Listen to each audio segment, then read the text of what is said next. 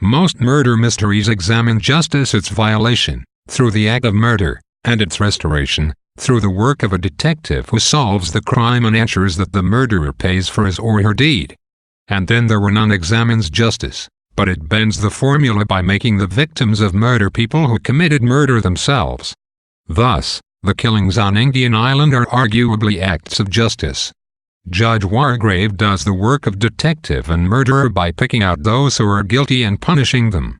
Whether we accept the justice of the events on Indian Island depends on both whether we accept Wargrave's belief that all the murder victims deserve their deaths and whether we accept that Wargrave has the moral authority to pronounce and carry out the sentences.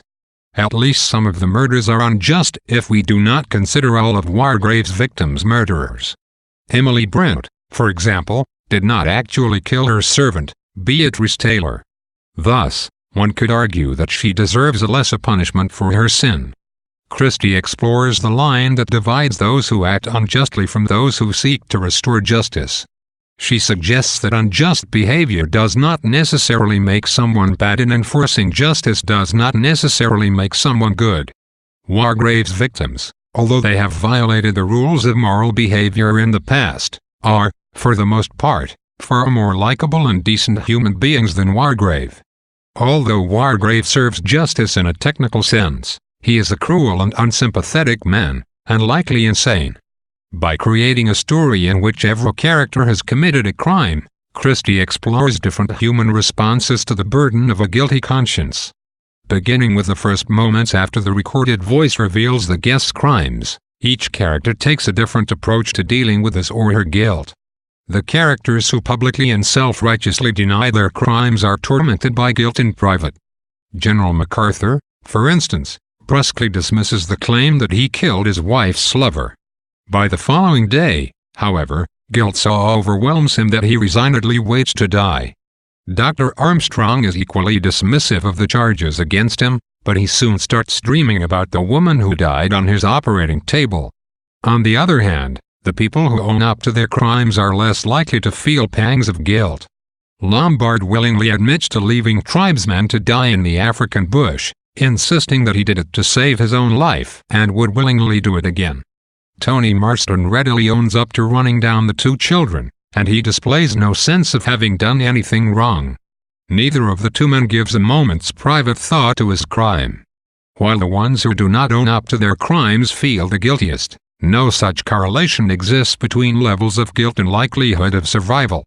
Conscience has no bearing on who lives the longest, as is illustrated by the contrast between the last two characters left alive, Lombard and Vera. Lombard feels no guilt, and the air of doom that enshrouds the island doesn't affect him. Vera, on the other hand, is so guilt-ridden that she ends her life by succumbing to the seemingly inevitable conclusion of the 10 Little Indians poem and the aura of almost supernatural vengeance that pervades the novel.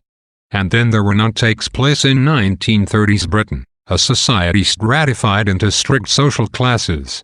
These distinctions play a subtle but important role in the novel. As the situation on the island becomes more and more desperate, social hierarchies continue to dictate behavior, and their persistence ultimately makes it harder for some characters to survive.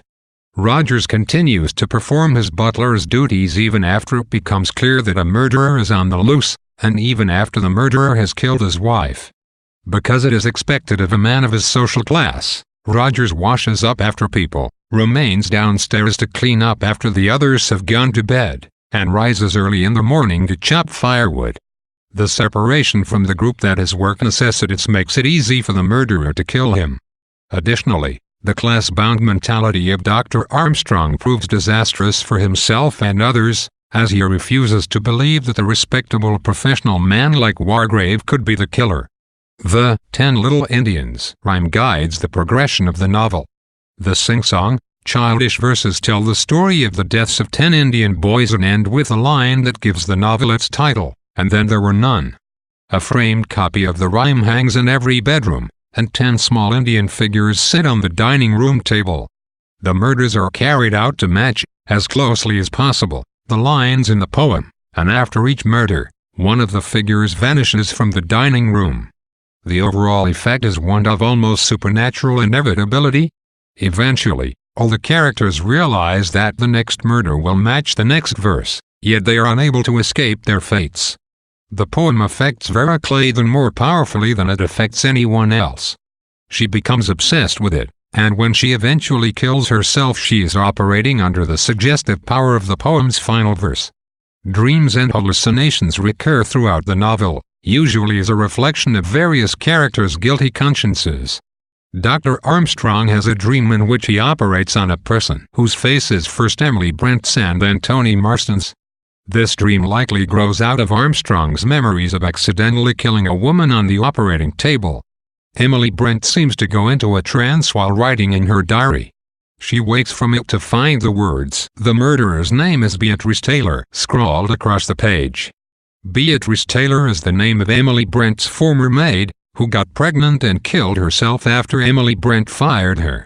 Brent's unconscious scrawl demonstrates, if not her guilty conscience, at least her preoccupation with the death of her servant. Vera Claydon often feels that Hugo Hamilton, her former lover, for whose sake she let a little boy drown, watches her, and whenever she smells the sea, she remembers the day the boy died, as if hallucinating. For most of the novel, a fierce storm cuts the island off from the outside world. This storm works as a plot device, for it both prevents anyone from escaping the island and allows the murderer free rein. At the same time, the violence of the weather symbolizes the violent acts taking place on Indian Island. The storm first breaks when the men carry the corpse of General MacArthur into the dining room, symbolizing the guest's stunning realization that a murderer is loose on the island. When Wargrave fakes his own death and then kills himself at the end of the novel, he leaves a red gunshot wound on his forehead, first a fake wound, then a real wound. This wound, as he points out in his confession, mirrors the brand that God placed upon the forehead of Cain, the first murderer in the Bible. It symbolizes Wargrave's self-admitted links to Cain. Both are evil men and murderers. When the characters arrive on the island, they are treated to an excellent dinner. Soon, however, they are reduced to eating cold tongue meat out of cans. At the end of the novel, both Lombard and Vera refuse to eat at all, since eating would require returning to the house and risking death.